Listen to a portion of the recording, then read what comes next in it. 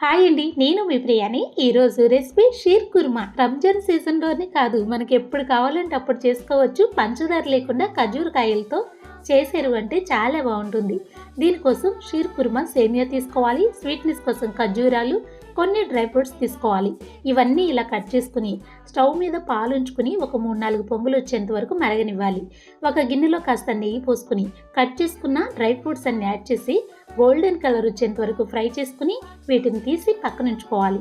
ఇందులోని సేమియా కూడా యాడ్ చేసి ఫ్రై చేసుకుని ఒక 1/2 లీటర్ పాలు వేడివి పోసి బాగా మరగనివ్వాలి.